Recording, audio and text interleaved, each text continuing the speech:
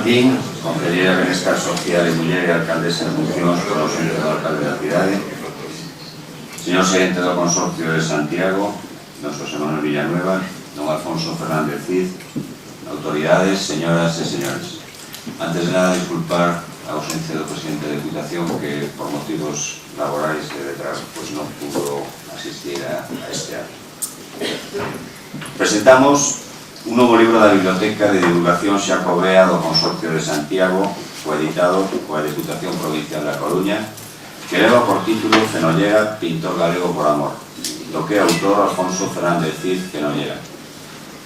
Este é un libro sobre a vida e a obra dun pintor namorado dunha cidade e dunha xoven da sociedade santiaguesa, Consuelo Belón, escrito por un home apaixoado pola obra do seu avó. Estruturado en tres grandes bloques, na primeira parte amósanos os inicios de Fenollera como pintor, a súa formación en Valencia, Roma, París, Madrid e a súa chegada a Santiago en 1886, cidade onde se casa, forma unha familia e empeza a relacionarse con personaxes influentes da sociedade compostelá da época, como eran Joaquín Díaz de Rábago, Enrique Mayer Castro, Juan Barcia Caballero e Alfredo Brañas. Ademais, neste capítulo, o autor fai fincapé no labor de Fenollera como profesor e mestre de pintores. Na segunda parte, a que o autor denomina o exercicio libre da profesión, aborda con detalle a obra pictórica de Fenollera, os retratos particulares da sociedade compostelana de finais do século XIX e de principios do XX. Os retratos oficiais, como os dos altos cargos da Sociedade Económica de Amigos do País, escenas de xénero, tipos populares, alegorías, como as dos teitos do Paraninfo da Universidade, o fotograbado, cadros religiosos, códices, etc. E no terceiro cóllense 44 documentos, moitos deles inéditos, entre os que destacan as cartas escritas por Alfredo Brañas a Fenollera. Tamén neste terceiro apartado temos a catalogación de 109 obras, unha completa bibliografía e unha exhaustiva relación das exposicións nas que participou Fenollera ou nas que se presentaron cadros da súa autoría. Agradecerse para rematar a inestimable colaboración da Deputación da Coruña que incorporou en todo momento co Consorcio para levar a cabo esta edición. A Concelleira de Santiago, dona Mercedes Rosón, polas súas xestións ante a Deputación, e a Confederación de Empresarios polas facilidades prestadas desde un primeiro momento para poder celebrar aquí, neste edificio, esta presentación, porque, como moitos dos presentes saberán, nesta casa viviu e tivo o seu estudio o pintor José María Fenollera. Ten a palabra don Alfonso Fernández Cid.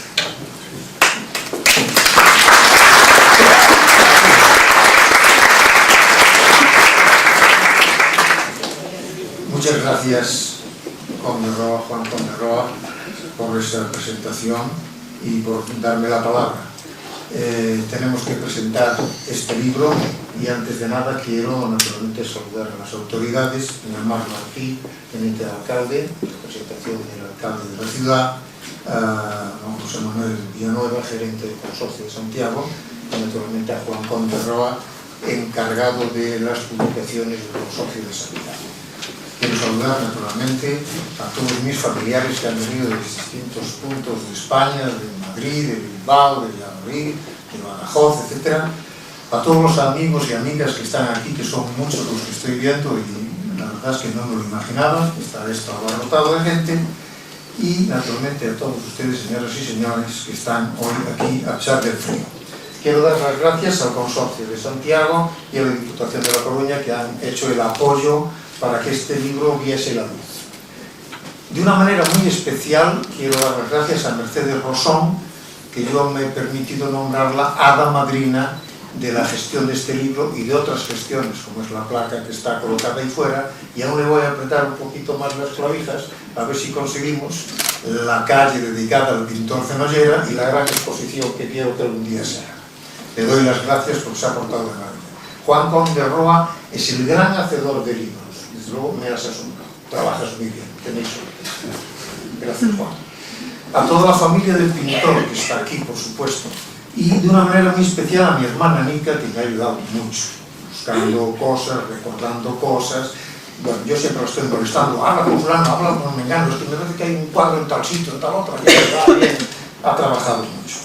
De cualquier manera, a todos los que de alguna manera me han ayudado, a todos les doy las gracias de verdad, de verdad, de verdad. Yo estoy encantado de estar en esta casa. Sí quiero adelantar que no voy a ser breve, ¿eh? No, yo vengo de Barcelona, toda mi familia de Barcelona, ustedes están aquí, vamos a hablar un poquito. Estoy encantado de estar en esta casa, porque en esta casa, que es donde está la placa de mi abuelo, es donde vivió mi abuelo, tuvo su estudio, vivió mi madre, los padres de todos estos primos míos que están aquí, esta fue la casa de mi abuelo.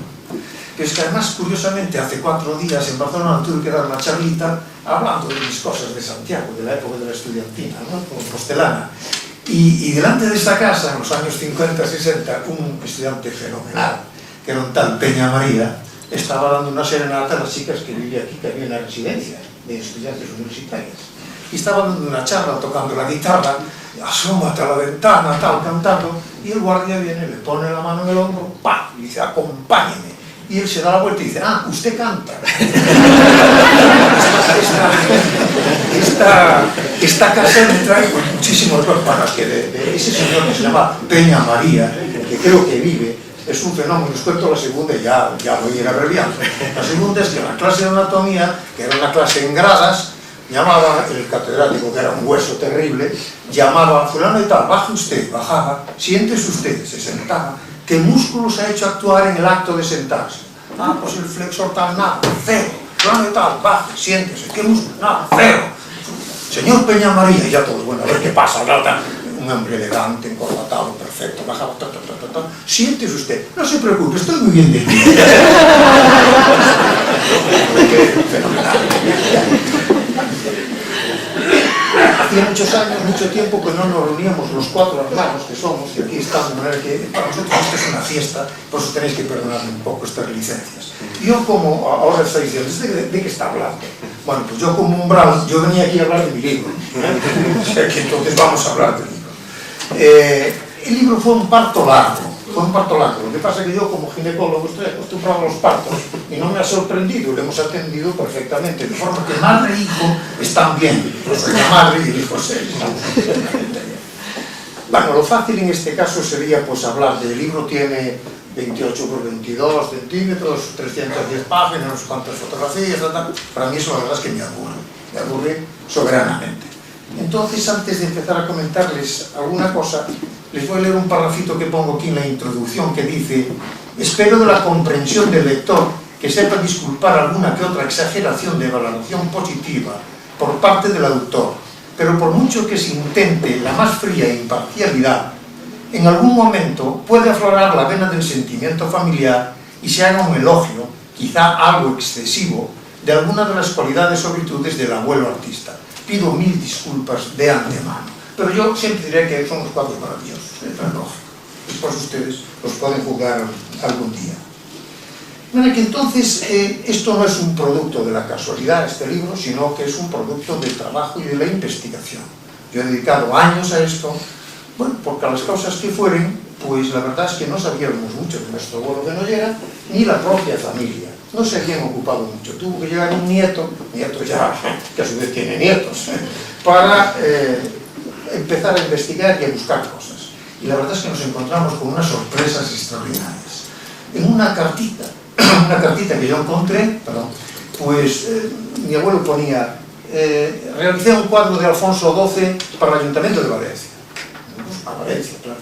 Entonces a Valencia, llama, vete, tal, y resulta que efectivamente encontramos unos documentos y unas cosas, y encontramos el cuadro de Alfonso XII, impresionante, casi 2 metros de grande, que le había encargado el Ayuntamiento de Valencia, y con todos los detalles, que le habían pagado 2000 pesetas, y bueno, todo lo que se quiera, que había hecho los bocetos, etcétera, etcétera. Bueno, pues así poco a poco, tirando del hilo, tal. En una exposición en Madrid, en 1878, presenté un cuadro que es don Mariano Álvarez de Castro, y entre paréntesis pone, el defensor de Gerona. El defensor cuando la guerra con Napoleón, pues a Gerona, claro, a buscar los museos, aquí y allá, nada, y apareció. Otro cuadro enorme, inmenso, etc. Es decir, yo recorrí muchos sitios Ha habido gente que ha colaborado. Begoña Gil Carreaga, sí, bien lo digo, que no la veo, pero que sí, está ahí. Ahí está, hola, gracias también. Bueno, pues un día hablamos de esto y por internet me dice, acabo de encontrar un cuadro, que don José Carvajal Güell, ministro de Hacienda en 1873, Ministerio de Economía y Hacienda en Madrid, por internet. Bueno, a Madrid llama, efectivamente, la fotografía, cuadro espléndido, etcétera, etcétera. Podía contar muchas más cosas.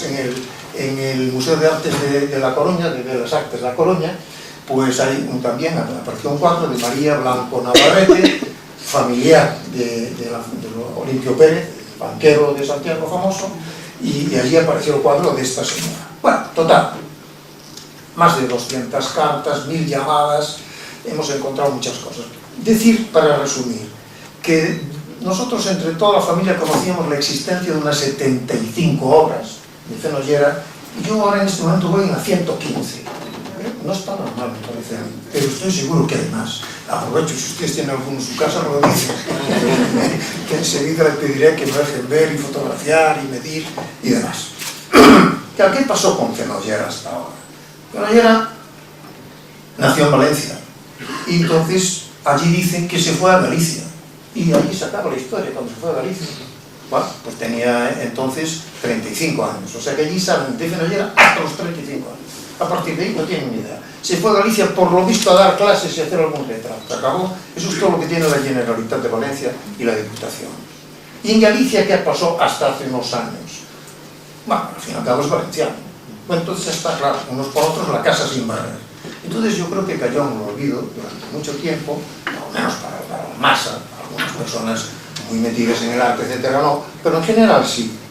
De manera que yo empecé a buscar y a preocuparme de saber cosas de él. Y entonces él pues estudió en la Escuela de Bellas Artes de Valencia, de San Carlos, y allí se convocó una oposición por la Diputación para pensionados a Roma. Entonces se presentó, ganó la oposición, y entonces se fue a Roma, estuvo allí, era para 4 años, le daban 3.000 pesetas al año, y entonces tenía que mandar cada año un cuadro. Y el primer año manda un cuadro que se llama La odalisca preparándose para entrar en el baño. Una mujer árabe espléndida, desnuda de cintura para arriba, con una postura muy erótica, digo yo. Bueno, a mí me encanta. Y se lo rechazaron, porque era un desnudo y no se podía admitir. Oh, un disgusto. El padre, oye, manda otro cuadro, que te quedas sin la beca, no sé qué, van a tener un carteo tremendo.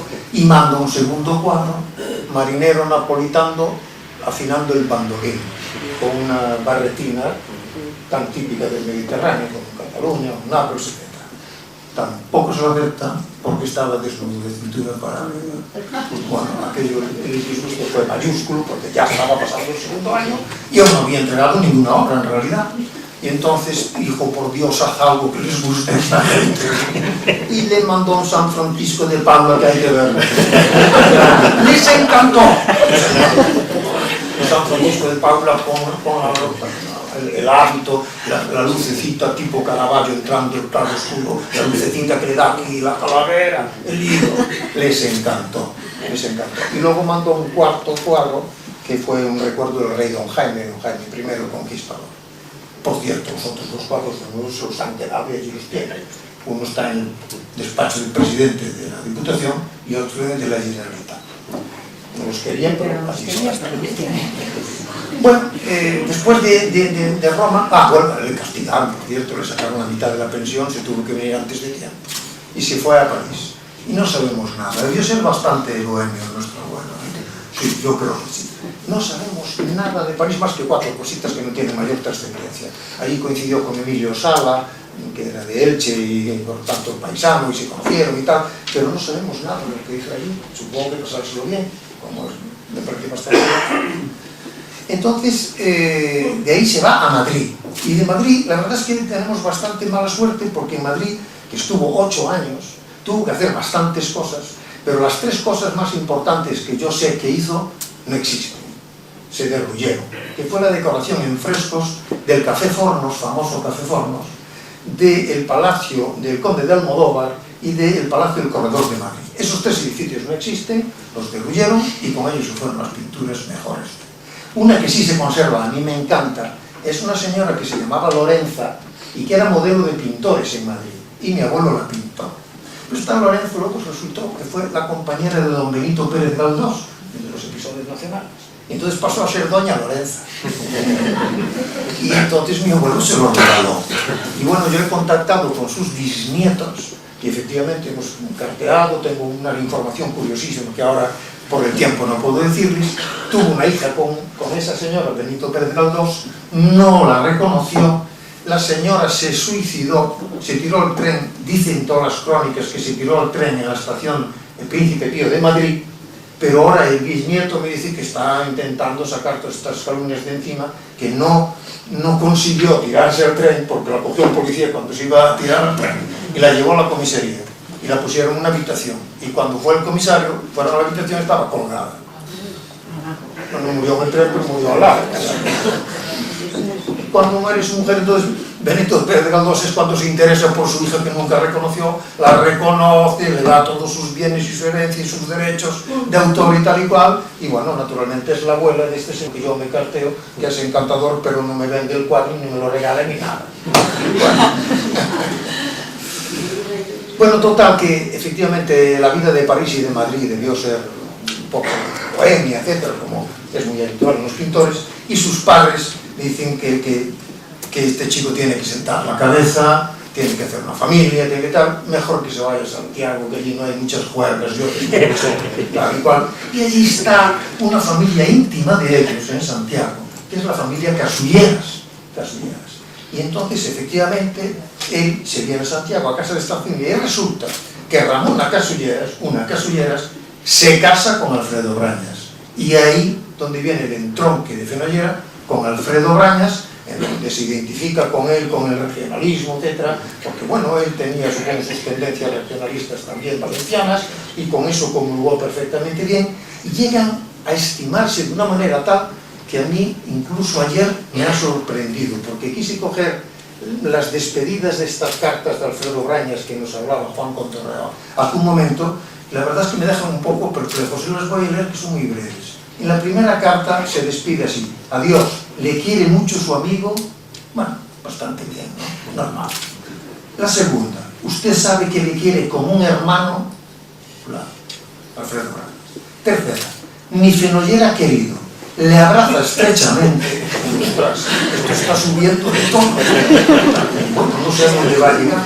Cuarta carta, dice: ya sabe usted cuánto le quiere su amigo del alma, que con toda efusión le abraza. Yo no sé ustedes qué piensan, pero yo un poco. Y la quinta carta, que se no va más que los cardenales, es esta, que dice: y usted, mi Fenollerín querido, quien de veras le ama, y es su mejor amigo, que le da un estrechísimo abrazo a Alfredo Brañas. La verdad es que me hizo sudar un poco, pero supongo que en la época esto podía ser bastante normal. Por cierto, hablando de Alfredo Brañas y de estas cartas, os voy a leer también en un segundo, si soy muy pesado, me corto. Y una carta en donde le cuento un menú que dice: el día 28 tuvimos nuestra comilona en la huerta de Lizagaray, que no sé cuál es la huerta esa, a ver si me la localizáis en Santiago. Y dice: el menú se imprimió en gallego, en elegantes tarjetas. Helo aquí. ¿Cómo escribió Alfredo Brañas? Y dice: Chantal, agárrense.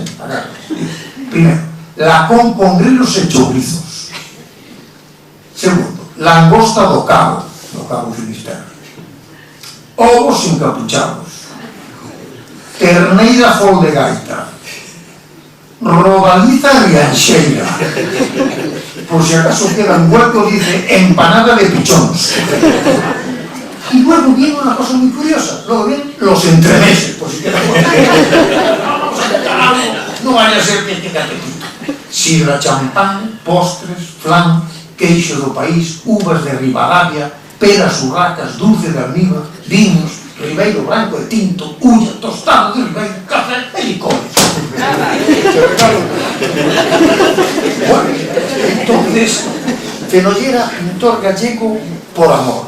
Hombre, lo explicaré, ¿no? Como pintor, me preguntaba alguien antes, pues Fenollera se enterró en vida en Santiago, esto es evidente. en lugar de quedarse en Madrid y así renunciando con ello al éxito, a la fama, y todo eso fue por una joven compostelana, Consuelo Bedón Pardo. Cuando él llegó a Santiago, dicen, hay una señorita santiaguesa de la familia, que quiere que le des clases de pintura en su casa. Y dijo, no, nada, clases de pintura en casa particulares, nada. Bueno, pues nada, es una pena, estaba interesado, nada. Y bueno, un buen día estaba sentado en el casino de caballeros, ahí en esas mesas de mimbre, en esas sillas de mimbre que son las mismas, yo creo. Entonces, pasa una chica, oye, qué chica tan guapa, ¿quién es esa chica? La que quiere que le dé las clases mañana mismo. Entonces le ponía un gallo, que le llamamos nosotros en la familia el gallo del amor, a pintar el gallo. Y entonces, claro, tirándole la manita y tal, pues se enamoraron perdidamente. Entonces, tanto es así que a su gran amigo Joaquín Díaz de Rábago le pide, oye, vete a pedir la mano de mi novia para casarme con ella. No se la concede. Los padres de ella dicen que ni hablar, no compra nada. Ese es un bohemio, además es bajo y es feo. Y además te lleva el doble de años. Tú tienes 19 y él 38. Era el doble, una barbaridad. ¿Y de dónde vienes? De esos mundos de Dios. ¿Sabe Dios? Que no. Bueno, ella con 19 años, que era menor de edad, entonces la mayoría de edad era a los 25, después fue a los 21 y a los 18, pues entonces fue el juez, y el juez entonces, con una palabra que es la técnica, dice la deposita en casa de unos familiares en la Lima. Y allí cerca está la parroquia de Moalde, donde está de cura párroco su tío y padrino, don Florentino. Y don Florentino le organiza la boda y allí los casa. Y allí fueron de testigos nada menos que Alfredo Brañas y Cleto Troncoso Pequeño, que era entonces el rector de la Universidad de Santiago. De manera que todo fue bastante polémico y bueno, fue una valiente realmente mi abuela, nuestra abuela, yo hablo de ella, nos incluyo a todos, en aquella época, ¿no? De manera que bueno, se casan, la verdad es que fueron muy felices, tuvieron 9 hijos, somos 22 nietos y tatarnietos, ya me pierdo, no sé cuántos somos, pero muchos. Conoce también, que es el que faltaba para el trío, a Juan Barcia Caballero, que en sus memorias íntimas que escribe cuando murió mi abuelo, él dice así, Juan Barcia Caballero, dice, recién llegado a Santiago, tal vez al día siguiente de su arribo, nos encontramos en el Museo de la Económica, curioseando los cuadros instalados en él, poco tiempo antes. Comenzamos a hablar, sin previa presentación, y al salir de allí era tan íntima nuestra amistad que solo la muerte pudo romper. O sea, realmente la amistad con Barcia, la amistad con Brañas, con Joaquín Díaz de Ramos, etc., fue bastante impresionante, ¿verdad? Se integró en Santiago perfectamente bien a través de estos amigos que eran grandes personalidades en Santiago, socio de la Económica, socio del Ateneo León XIII, que fue una entidad importante en Santiago, en fin, una cosa, socio del casino, bueno, de todas cuantas cosas había aquí. Fue consiguiendo ser profesor de la Económica, profesor de la Escuela de Artes y Oficios, profesor de la Normal, profesor del Instituto, donde se daba clase de dibujo, era el profesor. Ganaba en la Económica 2.000 pesetas al año, en Instituto y en la Normal 1.000 pesetas, en la Escuela Económica 2.000 pesetas al año. Y en Noción Cuadro menos de 1.000 pesetas, o sea que los cobraba bastante bien. Y después consiguió ya ser catedrático de la Escuela de Artes y Oficios, ya con 5.000 pesetas al año, que aquello era una cosa tremenda. Fue un hombre generoso, porque en un momento en que la Económica pasaba por crisis de dinero, él donó para siempre el 25% de su sueldo, que eran 500 pesetas al año, que era mucho dinero, y además 100 pesetas más para unos premios para los alumnos más aventajados y necesitados, además de regalar pupitres y bueno, otra serie de enseñas. Era un hombre generoso, era un hombre, aunque lo diga el nieto, que pintaba bien. Y que pintaba bien, hay dos cosas que a mí me lo demuestran, aparte de verlo y que me gusta, pues tuvo un diploma de honor por el cuadro de la hilandera, que lo presentó en una exposición del Círculo de Bellas Artes de Madrid en 1903. Yo tengo el diploma en casa, lo he conseguido. El Círculo de Bellas Artes de Madrid me dio mucha información. Tuvo la medalla de oro de la Gran Exposición Regional Gallega de 1909, aunque era algún edificio de la Alameda, que hay una guardería, me parece ahora allí, ¿no? Ese es de la Gran Exposición. Y allí él, con su autorretrato, tuvo el primer premio y medalla de oro. De manera que hay indicios de que realmente pues surgen los encargos, y hay encargos muy importantes, tan importantes como por ejemplo en Conxo, que le encargan los retratos de los fundadores y patrocinadores, el cardenal Pallá, el cardenal Martín de Herrera, los hermanos Sánchez Freire, don Timoteo y doña María. Allí están los cuatro en la sala de juntas de Conjo. En la Real Sociedad Económica de Amigos del País hay 15 cuadros, es la colección más importante que hay, la Real Sociedad Económica. 10 retratos de presidentes, uno de un vicepresidente, uno de un secretario, está el retrato de Montero Ríos y el retrato del arquitecto Pereiro Caeiro. Y además un cuadro magnífico, muy grande, que es la reina regente, doña María Cristina, y Alfonso XIII niño. Eso se lo regaló mi abuelo a la Económica en conmemoración del día que se inauguró la Escuela de Artes y Oficios en el edificio San Clemente, donde estuvo el Instituto Femenino tantos años. Y allí está escrito esa y luego hubo también un personaje que encargó muchas cosas, que fue don Olimpio Pérez, el banquero. Claro, tenía dinero, encargaba cuadros de su esposa, unos tapices, una serie de cosas. Y finalmente, quizá pues el más importante de los encargos, a mi manera de ver, fue la decoración del techo del Paraninfo de la Universidad, que le encargaron a Urbano González, a Villar y a Cenollera. Los otros dos compañeros pintores, magníficos pintores, por edad y por salud, dejaron el tema y prácticamente pues tuvo que hacer todo el trabajo, y a él se le otorga. Son unos óleos muy grandes, decían que eran unos frescos en el techo, no son frescos, son óleos sobre tela que están pegados, pero bueno, uno tiene 7 metros por 5, los otros 5 por 5, algo así. Son muy grandes y están muy bien. Allí se representan 8 bellísimas mujeres, las ciencias, las letras, las artes, la música, la pintura, la escultura, etc. En fin, podríamos hablar solo de eso toda la tarde, y yo no voy a entrar en detalles, pero creo que vale la pena. Si ustedes no lo han visto, hay una excursión guiada para ver el arte de la universidad, la colección de arte, y entre ellos incluye la visita al Paraninfo, que creo que vale la pena que ustedes lo vean. Luego pues hizo muchos retratos de los personajes compostelanos de fin de siglo, primero del siglo XIX y XX. Yo creo que retrató a su mayoría, a Montero Ríos, a Pereiro, a Díaz de Rábago, como dije, a su esposa, a García Caballeros, a su esposa también, a Brañas, a Cleto Troncoso, a Ramón Sanjurjo Pardiñas, marqués de Casa Pardiñas, alcalde de Santiago, Antonio Casares. Bueno, no voy a hacer la lista porque sería realmente interminable. Todos esos cuadros están reflejados en este libro, y yo creo que con esto voy a terminar para decir que todo fue muy feliz. Y solamente pues una pequeña anécdota, fue muy feliz tomando una cosa un buen día que hacía 14 años que no había querido probar, que eran los grelos. ¿Cómo se puede tomar eso? Nada, nunca. Y una vez, en una ocasión, fue invitado a una casa y por compromiso le pusieron grelos y los tuvo que tomar. Tomó aquello y le encantó tanto que dijo: de ahora en adelante el caldo de grelos que no falte nunca en esta casa, y además me pondré una cucharada más todos los días para recuperar los 14 años que estuve sin tomar. Bueno, pues por todas esas cosas, su integración en Santiago, etc., fue un hombre realmente feliz, pero en 1913 fallece su amada esposa Consuelo. Cenollera se trastornó, no superó aquello, y en 1918 murió. Por eso decimos nosotros, la familia, que murió de amor, porque realmente desde que murió su mujer ya no fue hombre, según nos dijo tantas veces nuestra madre, ¿no? Por ello lo de Cenollera, pintor gallego por amor, tiene una justificación, porque yo creo que fue así.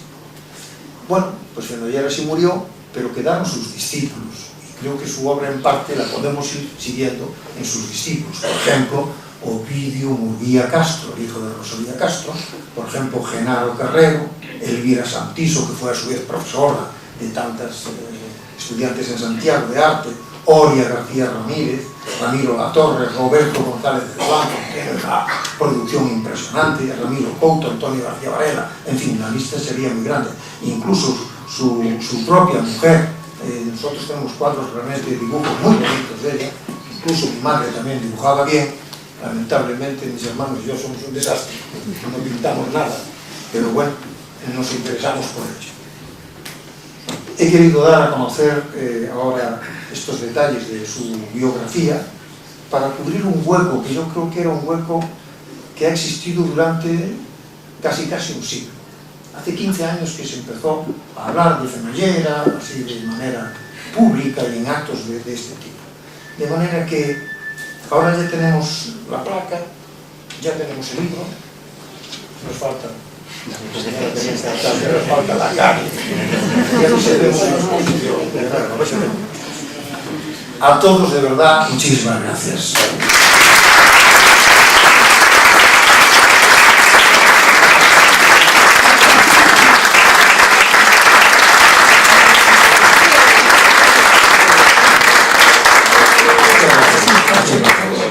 Para hablar con Villanueva,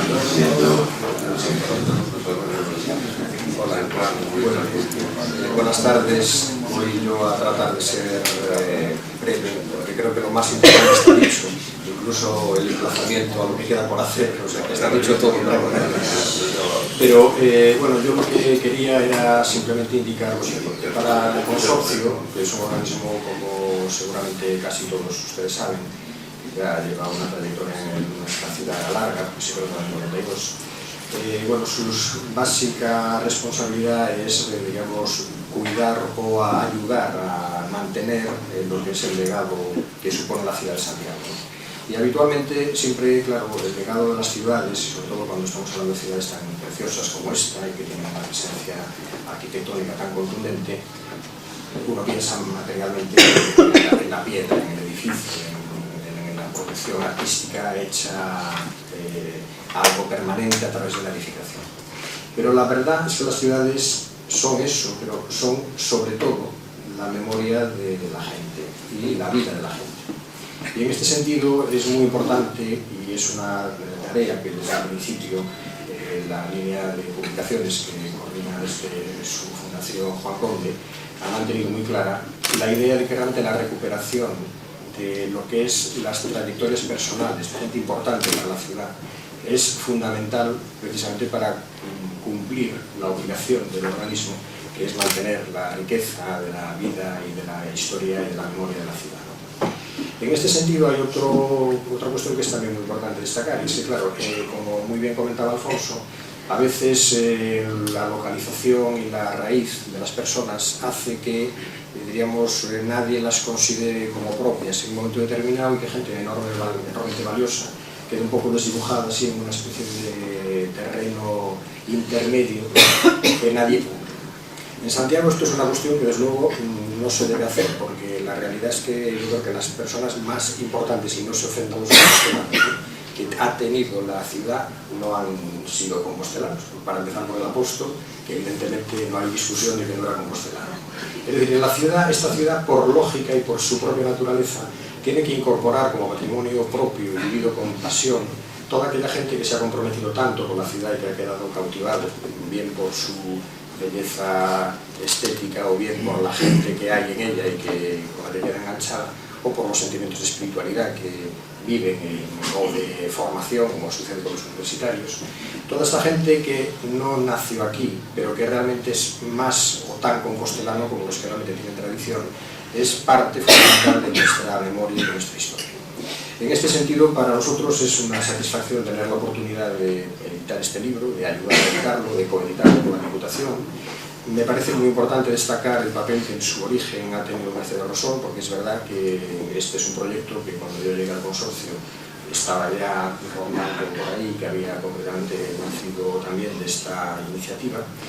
Y hay un último aspecto, y con esto acabo, que además añade un valor especial a esta producción, y es que además de recuperar la memoria de la gente, en este caso una personalidad tan atractiva y tan interesante, además es que pone en valor una obra artística que yo sinceramente creo que, con independencia de las valoraciones que, como bien comentaba Alfonso, cada uno hace, es indiscutiblemente muy importante para la ciudad y de una gran calidad en su elaboración técnica y en su concepto. Yo siempre he recordado que me ha tocado en ocasiones estar precisamente en el Pacanifo de la universidad, y realmente en ocasiones en que he tenido que escuchar algún discurso relativamente extenso, que siempre uno tiene algún momento en que, en fin, trata de solazarse. Realmente el perderse lo que son los óleos, ¿no? Es verdad que no son frescos, ¿no? Que están en el techo, y me ha permitido ver en muchas ocasiones la riqueza estética y la calidad técnica que realmente tenía el pintor, ¿no? Con lo cual, el que realmente tengamos aquí encima de la mesa un libro que además, repito, de recordar y de poner en valor la personalidad, pone en valor la obra, me parece francamente importante para la ciudad y para la línea que nosotros vamos a impulsar. En este sentido, el reto de la exposición queda evidentemente tendido, o sea que ya se verá cómo se organiza y cómo se lleva adelante esa iniciativa, pero realmente creo que es muy importante agradecer también el esfuerzo que habéis hecho, Alfonso especialmente, pero a todos los que han participado para disponer de un libro de tanto interés y tan rico para, digamos, tener una lectura y una comprensión correcta de lo que era Santiago, pues esa transición del siglo XIX al XX, que creo que el libro consigue dar un montón de información muy interesante para cualquier persona que sienta y ame a esta ciudad. Así que muchas gracias por el trabajo y sobre todo muchas gracias a todos ustedes por estar aquí presentes.